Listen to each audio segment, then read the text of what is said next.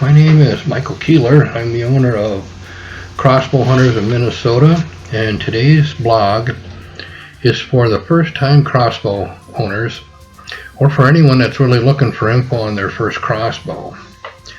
I'm no expert on crossbows, I'll tell you that, but I have experience with both horizontal and vertical crossbows as far as setting them up and sighting them in, shooting them, hunting with them, and just all around maintenance on them.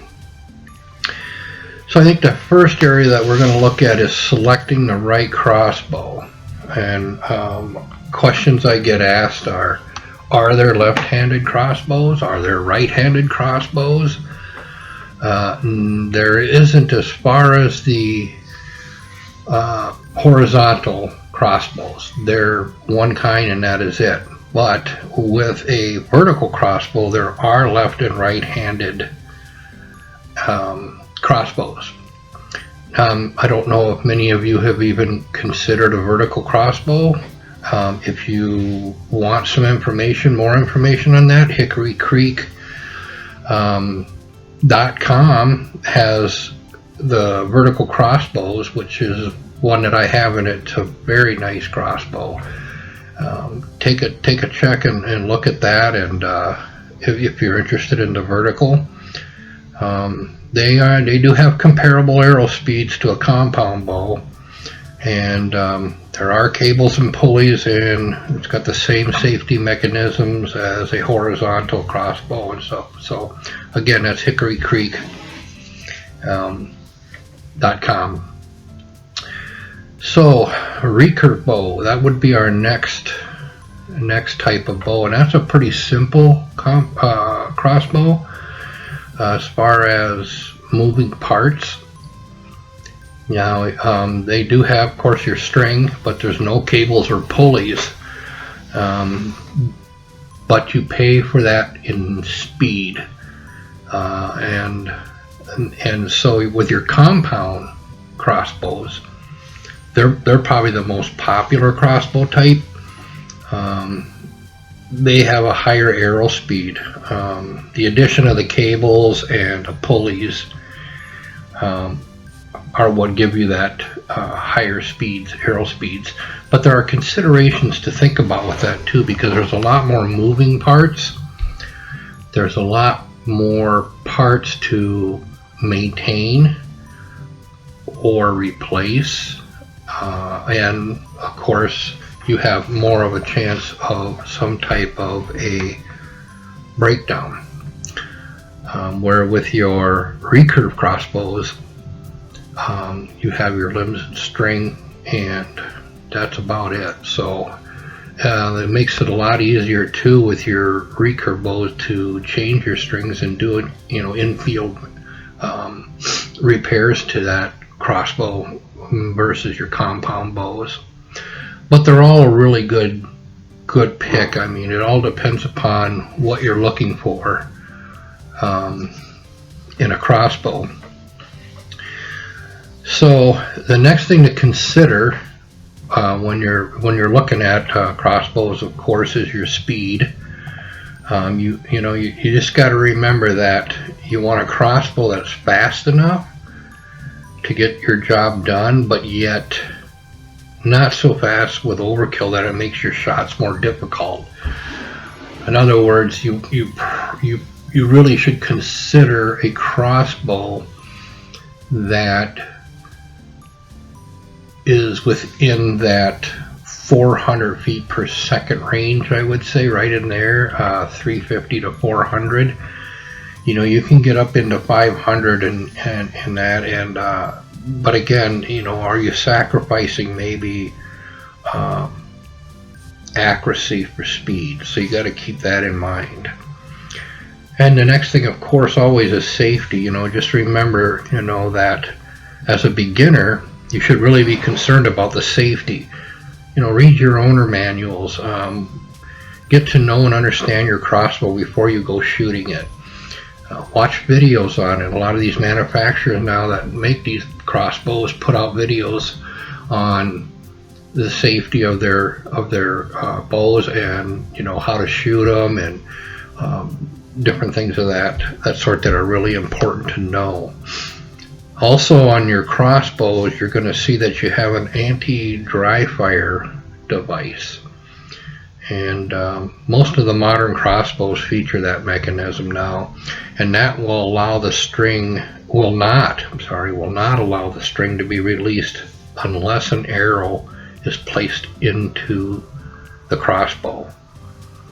And that's called an anti-fire device. So if you hear me talk about that here a little bit later when we get ready to go through the process of shooting a crossbow, you kind of understand what that is. Okay, the next topic that we're going to talk about here is your safety.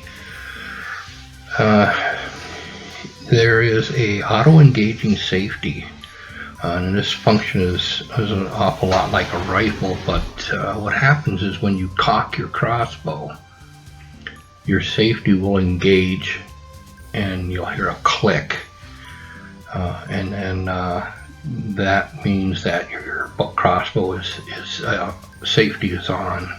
Okay, and then we have our forward grip, which most of the compound crossbows have like a wings on the side of the rail that your arrow will fly down, and this just helps to keep your fingers below that string path, you know, as your bow is fired.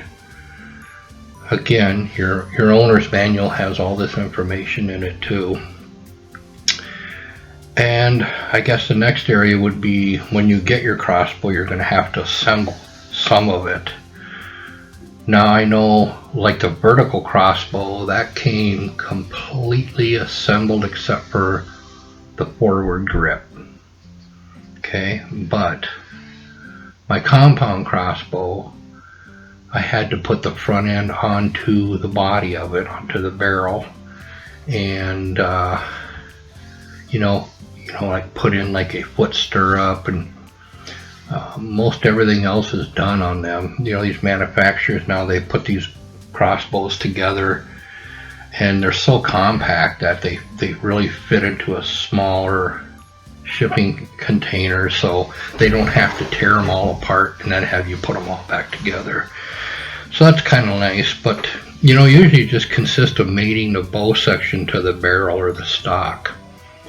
Mounting the scope is usually done.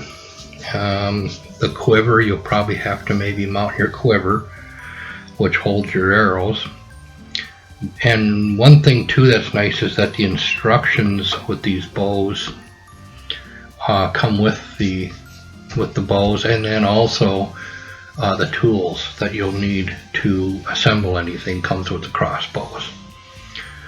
So just one earmark there would be, if you do have to mount a scope on your crossbow, make sure that it's in the correct directions. And how do I know that? Because I've done that before. You know, it's not hard to do when you're not familiar with that equipment. So, and usually your combos, you know, your crossbow combos that you purchase will often come with arrows and other accessories.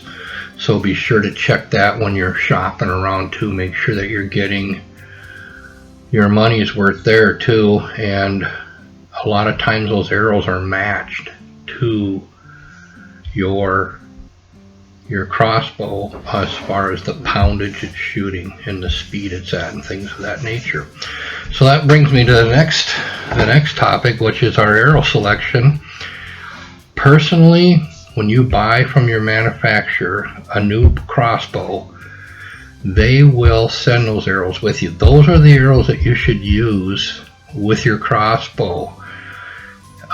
You usually can purchase more of them from that manufacturer, so that's something to watch for also when you're making your decision, that they have if they request you to use their own arrows, because a lot of these crossbows now, most of these companies make that part of their warranty guarantee, that you use those arrows that they recommend or that they have for that crossbow. Okay, so let's talk about targets a little bit. I went through quite a few of them. You know, when you get up to your higher poundage crossbows, you need to have a target that will stop your bolt, but will be easily removed from the target. Some of these targets, when you shoot your high-speed crossbows, and I'm talking like 350, 400, 425 feet per second, and if you've got a heavy arrow, 400 grains or more, you're going to have some pretty good impact on that target when you hit it. And so it's tough. You really have to do some research on those targets and find out which one will handle your speed and the energy of that crossbow. Otherwise, they're going to sink all the way into the fletching, and you'll get a heck of a time trying to get them out of that target, and can, you know, potentially ruin those arrows. So we don't want to have that happen, because we know those cost money too, and you only have so many of them when you first get that crossbow. So shooting your crossbow, before you shoot your crossbow, it's important to understand a few things here. Safety is king. Okay, we want to follow all our safety recommendations that are set up in your user manual. Again, they have videos on their websites. A lot of these manufacturers do that, show you the correct way to cock your crossbow and how to fire it safely. So you know, you never want to load it until it's time to fire it. So you don't want to put a bolt in there until you're ready to fire your crossbow. Now these things that I'm going to tell you here are for when you're at a shooting range. Obviously, when you get out hunting, you're going to cock your crossbow and load it before you shoot it. So never point that crossbow at anything that you're not going to shoot. And also know what's behind that target. You know, it's just like if you've ever been through hunter safety course, you know these things. It's the same procedures that you would use for shotgun, rifle, traditional bow, anything like that. Never touch the trigger until you are lined up on your target and you're ready to shoot. Things like that. So just keep that in mind, that, you know, this is a weapon. So when you go to draw your crossbow, most of them come or have and use a rope cocking device or a cranking cocker device that comes, you know, with the crossbow. Again, read your manual, it'll help you understand how that works better. But with your crossbow, you know, you're going to point that down at the ground and place your foot in the foot stirrup. Be sure your safety is in the fire position. And the reason, that sounds kind of odd, but the reason you do that is because once you cock that has to be, your safety has to be on fire. So when you cock and the string comes back into that trigger box, it will catch that safety click, and that's that click you're going to hear, and knowing that, you know, you're good to go as far as that's on safety now. Okay. So you begin drawing the string, and like I say, until it seats into that trigger box, and you should hear that clicking sound indicating safety's been set along with your anti-dry fire. So both those mechanisms or devices there will actually be activated on the draw of the crossbow. And then carefully load your arrow according to your instructions in your owner's manual. So I think at this point you're ready to look down your scope and aim at your target. So if you look in your scope, you're going to see there's a set of crosshairs with a dot in the center place. Now the dot's usually, the first dot you want to look at is usually on the top or in the middle of those crosshairs. That should be the dot that you want to set your crossbow to at 20 yards. Now generally what I will do is I'll start at about 10, especially those first couple of shots, 2-3 shots at 10 yards, to make sure you're at least hitting the target, that your your scope didn't get skewed way out of range during shipping or get bumped during assembly or anything of that nature. So start at 10, find that intersecting crosshairs at the center of the scope, and put that top dot on your target bullseye. Take your safety off and slowly pull the trigger to fire your crossbow.